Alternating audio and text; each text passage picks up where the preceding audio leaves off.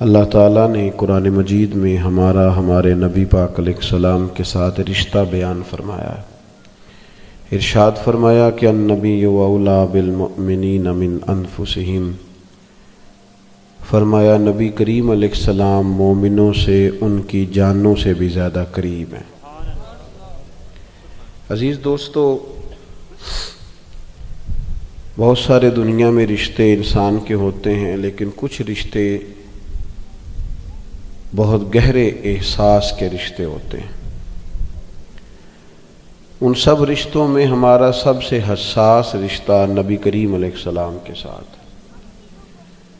اور قرآن مجید نے فرمایا کہ یہ محبوب تمہاری جانوں سے بھی تمہارے زیادہ قریب ہے۔ آج تک کوئی نہیں بتا سکا کہ جان انسان کے جسم کے کتنا قریب ہوتی ہے، تو جو جان سے بھی زیادہ قریب ہے۔ نبی کریم علیہ السلام اپنی امت کے لیے بہت زیادہ احساس فرماتے۔ یہ جو ہر عنوان پر آپ کو نبی پاک علیہ السلام کے ارشادات ملتے ہیں، تعلیمات ملتی ہیں، تربیت ملتی ہے، اس کی بھی وجہ یہ ہے کہ اللہ کے محبوب علیہ السلام بہت احساس فرماتے اپنی امت کا، جگہ جگہ پہ سمجھاتے، قائل کرتے۔ ہمارے اندر جتنی بھی کمزوریاں ہیں حضور علیہ السلام نے ان سب کی نشاندہی فرمائی۔ جن رستوں پہ ہمیں چلنا تھا ان سب رستوں کو واضح کر کے کھول کے حضور نے بیان فرمایا۔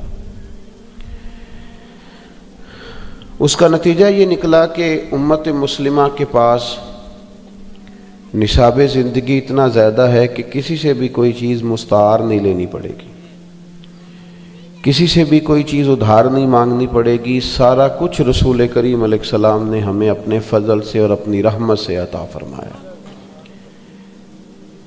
اور اس پر نبی پاک علیہ السلام کا اپنا فرمان شاہد ہے۔ کریم فرماتے ہیں کہ میری اور تمہاری مثال اس شخص کی طرح ہے جس آدمی نے آگ روشن کی تھی تو پتنگے اس میں گرتے تھے، تو وہ ان پتنگوں کو روکتا تھا کہ تم اگر آگ میں گرو گے تو جل جاؤ گے۔ وہ بار بار ادھر جاتے تھے، گرتے تھے۔ حضور فرماتے ہیں تم بھی ایسے کام کرتے ہو جو تمہیں دوزخ میں لے جائیں گے، اور میں تمہیں سینہ بند سے پکڑ کے کھینچ کے کہتا ہوں یہ کام نہ کرو، دوزخ میں جانے والا، تمہیں بچانے کی تدبیریں کرتا ہوں۔ اللہ کے پیارے رسول صلی اللہ تعالی علیہ وسلم کی جو تبلیغ ہے وہ بھی اس طرح نہیں ہے جس طرح آج میری طرح کے لوگ تبلیغ کرتے ہیں، کہ اس میں بعض جگہ پہ جارحانہ پن بھی پایا جاتا ہے، شدت بھی پائی جاتی ہے، اور بعض جگہ تبلیغ و اشاعت سے زیادہ پروٹوکول اور شہرت کا دخل ہوتا ہے۔ نبی پاک علیہ السلام کی جو تبلیغ ہے اس میں نہایت درد ہے، نہایت احساس ہے۔ کبھی آپ نے دیکھا ہے کہ ماں جب اپنے بیٹے کو سمجھانا چاہتی ہے یا باپ اپنے بیٹے کو سمجھانا چاہتا ہے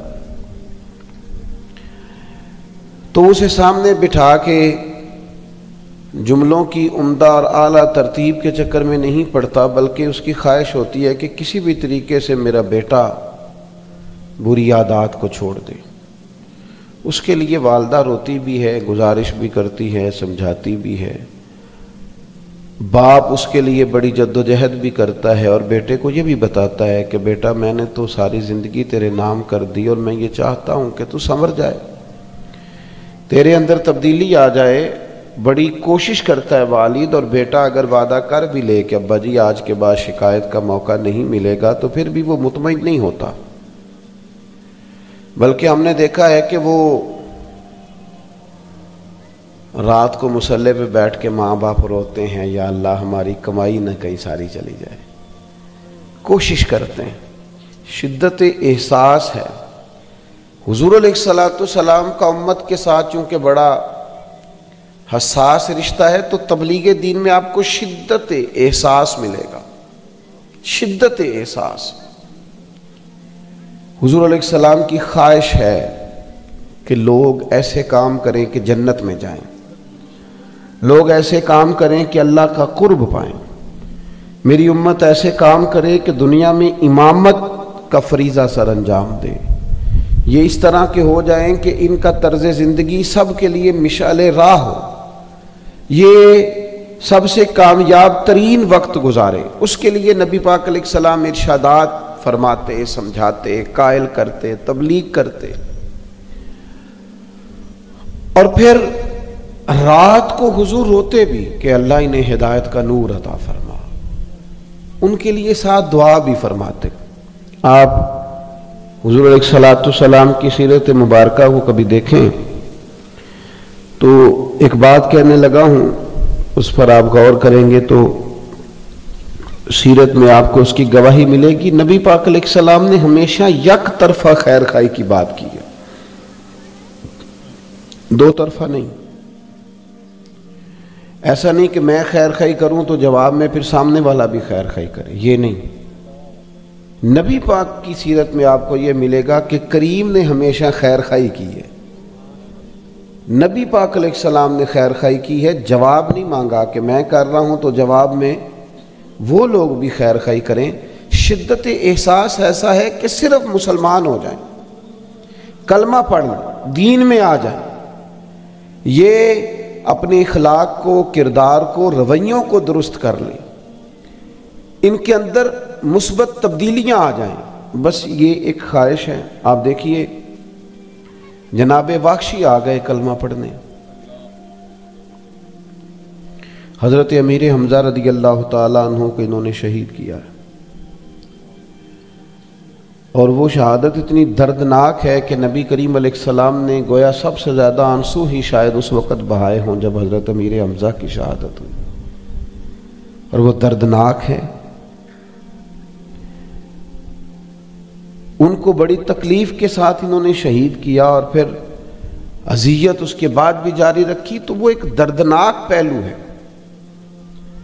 لیکن ایسا شخص آپ کے سامنے آ کے کھڑا ہو جائے جس کی دی ہوئی تکلیف کو آپ نے بڑی شدت سے محسوس کیا ہو، وہ ہمارے ہاں تو معاف کرنے کا مزاج ہی نہیں، طبیعت ہی نہیں. وہ 30-40 سال پہلے جب ہماری شادی ہونے لگی تھی تو اس وقت کہیں سسرال والوں نے کوئی ایک بات کر دی تھی، عمر بیت گئی، اب بچے بھی بیائے گئے، پر ہم وہ بات بھولنے کو تیار ہی نہیں. جب لڑائی شروع ہوتی ہے بات وہیں سے شروع کرتے ہیں. وہ تیرے ابا نے یہ کہا تو بھائی اب چھوڑ بھی دے، اب تو بات بڑی دور نکل گئی، معاف کر دے، جانے دے. ہم تو ضد پال لیتے ہیں اور اس قدر زیادہ شدت کرتے ہیں کہ وہ کوئی ایسے محسوس ہوتا ہے کہ جیسے کوئی ہم نے کبھی غلطی کی ہی نہیں، تو لہذا سامنے والے نے کیا تو معاف بھی نہیں کریں گے. وہ جناب واخشی آئے اور ساری بات کا خلاصہ یہ ہے کہ انہوں نے عرض کیا کہ میری بھی معافی ہو جائے گی، مجھے بھی درگزر کر دیا جائے گا، میں بھی قبول ہو جاؤں گا. تو کریم فرمانے لگے تو سچے دل سے کلمہ پڑھ، ہم تمہیں بھی معاف کرنے کو تیار ہیں. اس لیے کہ وہ جو شدت احساس ہے، شدت احساس اس کو سمجھیں. امت بعض چیزوں کو سمجھتی نہیں، غور نہیں کرتی. ہمارا زیادہ وقت دین کو منانے میں گزر گیا، میلاد منایا، معراج منایا، بزرگوں کے عرس منائے، ہم نے جناب فلاں چیز منائی. او بھائی اپنائیں گے کب؟ فقط منائیں گے، آپ اپنائیں گے کب؟ دین تو اپنانے کے لیے آیا. جس چیز کا پتہ چل گیا اس پر عمل کرو، جو چیز ہم تک آ گئی ہے اس کے مطابق اپنے آپ کو بدلو. لوگ جا کے پیر صاحب سے کہتے ہیں حضرت میں بدلنا چاہتا ہوں، کچھ بتائیں. تو کئی دفعہ پریشانی ہوتی ہے کہ جناب اتنا کچھ تو بتایا ہے، ابھی تک تو بدلے نہیں، اب اور کیا بتائیں. ہر موضوع پر تو بتایا ہے، ہر عنوان پر تو تفصیل دی ہے، ہر جو ہے پہلو اس پر تو گفتگو کرنے کی کوشش کی ہے اپنی بساط کے مطابق. اب کیا مطلب، ہم نئی چیز کیا چاہتے ہیں؟ شرط یہ ہے کہ ہم اس احساس کو محسوس کریں. آپ صحابہ کرام علیہم رضوان کو کبھی دیکھیں نا، تو جس احساس کی شدت کے ساتھ حضور انہیں دین بتاتے تھے، اسی شدت کے ساتھ، احساس کی شدت کے ساتھ وہ قبول کرتے تھے اور اس پر عمل کرتے تھے، اسی توانائی کے ساتھ، اسی انداز کے ساتھ. یعنی کوئی لیت اللہ نہیں، کوئی تبصرہ نہیں. بالکل سادی سی بات ہے. حضور علیہ السلام اگر مسجد اقصیٰ کی جانب بیت المقدس کی جانب منہ کر کے نماز پڑھ رہے ہیں تو بسم اللہ، اور اگر سرکار نے دوران نماز ہی رخ انور بیت اللہ شریف کی طرف موڑ لیا ہے، خانہ کعبہ کی طرف، تو تبصرہ پھر بھی کوئی نہیں. بس جہاں تیری جھلک دیکھی وہیں ڈوب گئے، کوئی تبصرہ نہیں. اگر اس طرف کہیں گے تو ٹھیک ہے، اس طرف کہیں گے تو. یہاں تو لوگ حکمتیں پوچھتے ہیں، کہتے ہیں کہ بتائیں اسلام نے سود منع کیا ہے تو وجہ، بھئی وجہ کیوں بتائیں؟ غلام بھی وجہ پوچھتے ہیں،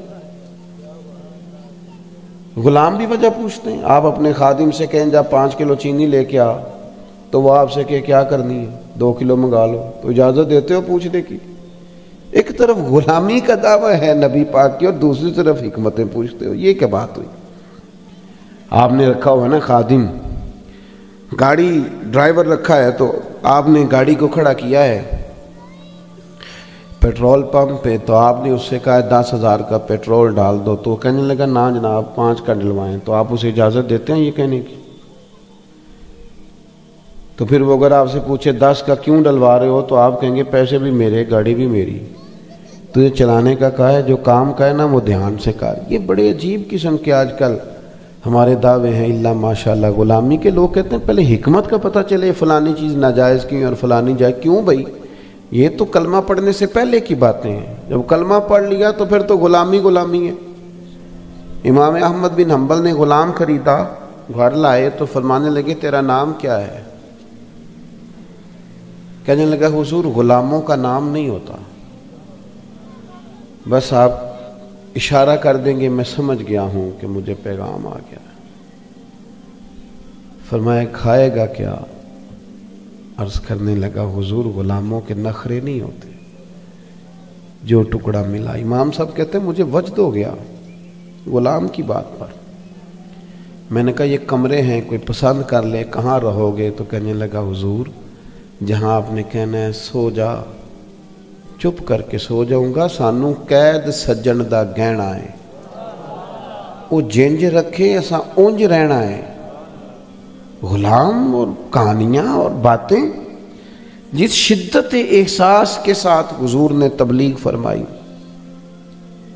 اسی احساس کی شدت کے ساتھ صحابہ نے عمل کیا. نبی کریم خطبہ ارشاد فرما رہے ہیں جمعے کا، ایک صحابی کھڑے ہو گئے تو کریم نے فرمایا بیٹھ جاؤ. بڑی سادی سی بات تھی، عام سی بات تھی. ایک شخص کھڑا ہو گیا، حضور فرمانے لگے بیٹھ جاؤ. ایک صحابی گلی میں تھے، ان کے کان میں آواز آئی بیٹھ جاؤ، وہیں بیٹھ گئے. ایک بنو غنم میں تھے، ابھی قبیلہ بنو غنم کے قریب، ان کے کانوں میں آواز آئی بیٹھ جاؤ تو وہ وہیں بیٹھ گئے. کوئی کسی جگہ تھے، ان کے کانوں میں آواز آئی تو بیٹھ گئے. تکمیل نماز پر حضور نے فرمایا آپ کہاں تھے، آپ کہاں تھے، آپ کہاں تھے؟ عرض کرنے لگے یا رسول اللہ صلی اللہ تعالی علیہ وسلم آپ نے فرمایا بیٹھ جاؤ تو بیٹھ گئے، فرمایا بیٹھ جاؤ تو بیٹھ جائے. تو حضور فرمانے لگے نہ آپ سے کہا، نہ آپ سے کہا، نہ آپ، میں نے تو فلاں سے کہا تھا. عرض کی حضور آپ نے نام تو نہیں نہ لیا، آپ نے کہا بیٹھ جاؤ تو سارے ہی، کیونکہ غلام تو شدت سے بات مانتے ہیں، لیکن یہاں غلام ہیں، مسلمان ہیں، دعویٰ ہے. اور جب باری عمل کی آتی ہے تو پھر کمزوری ہے، پلپلا پن ہے، لہجوں میں لفظوں کے اندر سستی ہے، غفلت ہے. اور بات کرتے ہیں تو وہ اس میں یہ ہے کہ کر لیں گے، شروع کرنے لگے ہیں، آپ دعا کریں، بس ارادہ میرا بھی بن گیا ہے، تھوڑا ہی ٹائم رہ گیا ہے، بچوں کی شادی ہو جائے. یہ غلامی نہیں، غلاموں کا یہ مزاج نہیں ہے. جیسا کہ میں نے کہا تھا زیادہ باتیں نہیں کرنی، بڑی جلدی سمیٹ دوں گا. اللہ کے محبوب علیہ الصلوۃ والسلام گزر رہے تھے بس راہ سے، ایک آدمی کا بہت اونچا گھر دیکھا. کچھ بھی نہیں کہا سرکار نے، بس ذرا پسند نہیں کیا. چہرہ مبارکہ پہ نا ناراضگی کے آثار ہے، بس پسند نہیں کیا حضور نے. آپ کی توجہ ہے میری بات پر؟ ایک ہوتا ہے واضح حکم ہونا، ایک ہوتا ہے بندہ مرضی سمجھ لے کہ محبوب کی مرضی کیا ہے، وہ رضا سمجھ لے کہ وہ کس بات میں راضی ہیں، کس میں ناراض ہیں. وہ اس مرضی کو، بہت سارے لوگ کہتے ہیں جی ابا جی حکم کریں جی، وہ جیسے کہیں گے میں کروں گا، تو میں کہتا ہوں کریں کیوں جی؟ آپ کو ابا جی کی مرضی کا پتہ نہیں وہ کیا چاہتے ہیں؟ آپ اماں جی سے کہیں جی جیسے کہیں گے میں، بھئی اماں جی کو کہنا کیوں پڑا ہے؟ آپ کو پتہ نہیں وہ کیا چاہتی ہیں؟ آپ تو بھانپ لیں مرضی پہ۔ دو قسم کے ہوتے ہیں نا لوگ، ایک لوگ کہتے ہیں میں پوچھ کے آیا ہوں، تو بھئی آپ نے کہا تھا جاؤں، تو وہ کیا کہتے نہ جاؤ، میں اجازت لے کے آیا ہوں۔ بھئی آپ نے مانگی تھی تو دینی تو تھی اجازت۔ ایک اجازت ہوتی ہے، ایک مرضی ہوتی ہے۔ وہ مرضی کیوں نہیں آپ تلاش کرتے؟ وہ بھانپتے کیوں نہیں؟ معرفت الہی یہ ہے، حضور کی غلامی یہ ہے کہ بندہ نہ اس مقام تک پہنچ جائے کہ رب رسول کی رضا کیا ہے، پھر اپنے آپ کو اس رضا میں وہ ڈھالنا شروع کر دے، اس کی طبیعت ہو، وہ ڈھل جائے، اس کا مزاج بن جائے۔ تو اللہ کے محبوب علیہ السلام گزرے تو وہ مکان بڑا اونچا انہوں نے بنایا تھا، حضور کے چہرے پہ ناراضگی آئی۔ لوگوں نے بتایا کہ حضور گزرے تو آپ کا وہ مکان پسند نہیں آیا۔ جائز ہے اگر کسی کے پاس حلال پہ جتنا مرضی اونچا بنائے، جائز ہونا بھی اور بات ہے، اور حضور کی پسند ہونا یہ بھی اور بات ہے۔ تو بہت اونچا تھا، بلند و بالا تھا، حضور گزرے پسند نہیں آیا، تو صحابی نے جا کے پوچھا نہیں یا رسول اللہ کیا کروں، گرا دوں، رکھوں کہ نہ رکھوں، بیچ دوں؟ حضور کو نہیں پسند آیا۔ جس شدت سے تبلیغ ہوئی اسی شدت سے فرما برداری، نہیں پسند آیا۔ انہوں نے کدال پکڑا، کئی پکڑی، اوزار پکڑے، سارا مکان گرا دیا۔ بہت نہ رکھا جتنا ضرورت کا تھا، باقی اوپر سے سب گرایا۔ پھر آ کے بتایا نہیں، نمبر نہیں بنائے کہ وہ جی آپ کو نہیں پسند تھا تو میں نے گرا دیا، ایسا نہیں کیا۔ مثال دے رہا ہوں، ہمارے ہاں لوگ کرتے ہیں نا جی، کوئی کام کر کے پھر ان کو اپنے نمبر بھی شمار کروانے ہوتے ہیں، پتہ چل جائے۔ اور بعض ایسے لوگ ہیں اس جگہ جا کے نمبر شمار کراتے ہیں جہاں کرانے نہیں چاہیے، نمبر شمار کرانا منع ہے، وہاں بھی وہ کوشش کرتے ہیں۔ بتایا نہیں، کہا نہیں، حضور پھر وہاں سے گزرے، فرمایا اس کے مکان کا کیا ہوا؟ یا رسول اللہ آپ کو پسند نہیں نہ آیا تھا تو گرا دیا، اب میرے کریم راضی ہوئے۔ اب جو دعائیں نبی کریم نے دی وہ سرمایہ ہے، اب جو محبوب کے چہرے پہ ان کے لیے مسکراہٹ آئی، اس پر ساری دنیا واری جا سکتی ہے، اس پر سب کچھ قربان کیا جا سکتا ہے۔ تو میرے عزیز، شدت احساس کی حضور کی بارگاہ میں، اور پھر غلاموں میں بھی شدت اسی طرح غلامی کرنے کی۔ ایک بات اور آپ سے عرض کر کے پھر میں اپنی بات سمیٹنے کی طرف آتا ہوں۔ میں آپ سے عرض کروں، انسان اپنا خود ڈاکٹر ہوتا ہے، اسے پتہ ہوتا ہے کون سی چیز کھانے سے میری طبیعت خراب ہو جاتی ہے اور کون سی چیز میں استعمال کروں تو میری طبیعت میں افاقہ ہوتا ہے۔ ایسا ہوتا ہے کہ نہیں؟ جلدی جلدی بتا دو، نہیں ہوتا تو تب بھی بتا دو، میں سجدہ صاف کر لوں۔ ہوتا ہے ایسے؟ پتہ ہوتا ہے نا، بہت سارے بندے کہتے ہیں یہ چیز نہیں کھانی جی میری طبیعت اس سے خراب ہوتا ہے نا ایسے۔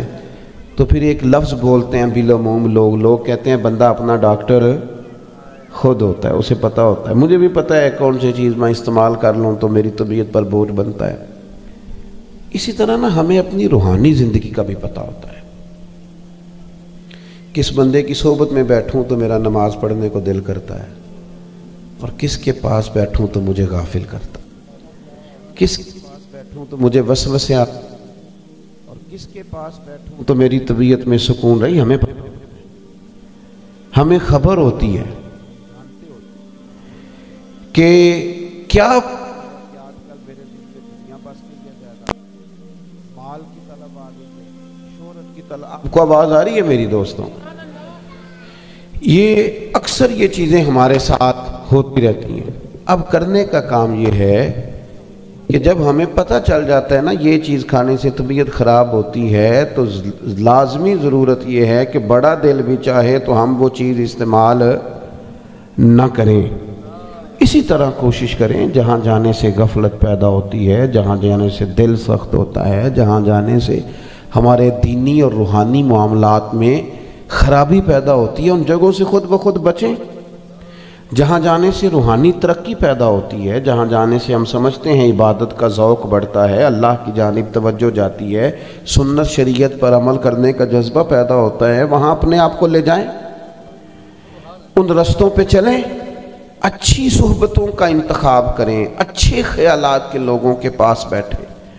और अगर आप समझ रहे हैं कि फ़लाँ चीज़ जब से मेरे ज़हन में आई है मामलात और के और हो गए, तो हमें खुद ब खुद उन चीज़ों से बचना चाहिए। हमने तो अपने बुज़ुर्गों को यही करते देखा कि वो तो कई दफ़ा बहुत शोहरत होने लगी तो उन्होंने अपने आप को बैक करना शुरू कर दिया, कहा नहीं मैं इत्दाल में रहना चाहता हूँ। बहुत लोग पीछे भागने लगे तो उन्होंने सफ़र थोड़ा महदूद कर दिया कि नहीं यार ये देखे ना, कुछ लोगों को मज़ा आता है, लोग गाड़ियों के पीछे भागे तो शोर हो तो वो ऐसे ऐसे करे तो मज़ा आता है, कुछ को डर आता है, कुछ को खौफ आता है, कुछ का दिल कांपता है। वो कहते हैं कि मेरी उजरत मेरी मेहनत से ज़्यादा क्यों है, मेरे मोहसिन तेरे एहसान से डर लगता है। रब के कुछ बंदे दुआ मांगते थे, या अल्लाह अगर मैं नेक हूँ तो मेरी शोहरत, मेरा विकार, मेरा आना जाना, कहीं मुझे मेरी सारी नेकियों का अजर दुनिया में ना दे देना। इससे डरते थे, उन्हें ज़्यादा ख्याल आता था। फल ज़्यादा लग जाए दरख्त को तो झुकने लगता है, पीछे पीछे होने लगता है, बहक होने लग जाता है, कहता नहीं नहीं यार मुझे छुपना चाहिए थोड़ा सा। तो मेरे अजीज़ खुद थोड़ा ना अपने रूहानी तबीब बने, थोड़ा सा अपने आप पर खुद भी तो तवज्जो देना। हमने खुद भी अपने आप को बड़ा खुला छोड़ दिया है, सारा ध्यान दूसरों को रखा हुआ है, कौन क्या कर रहा है। थोड़ा ध्यान अपना रखें, अपने ऊपर थोड़ी मेहनत फरमाएं। दिल आहिस्ता आहिस्ता सख्त होते जा रहे हैं, दूसरों के बारे में राय सख्त होती जा रही है, तबसरे ज़्यादा होते जा रहे हैं, बहसें ज़्यादा हैं, अमल थोड़ा है और शोहरत का शौक़ ज़्यादा है। जो हमने नहीं किया उस पर भी हम अपनी तारीफ़ चाहते हैं, जो हम नहीं हैं वो भी हम कहलवाना चाहते हैं। इन चीज़ों से अपने आप को बचाएं। मैं दुआ करता हूँ अल्लाह ताला हमारे दोस्तों की कोशिश और काविश को अपनी बारगाह में कबूल फ़रमाए, और जिन बुज़ुर्गों के साले सवाब के लिए उन्होंने ये सारा एहतमाम किया है, अल्लाह ताला उन पर ख़ास रहमत की नज़र फ़रमाए। महफ़िल अभी जारी रहेगी कि ख़त्म हो, सलाम होगा और सैयद साहब दुआ फ़रमाएंगे। मुस्तफ़ा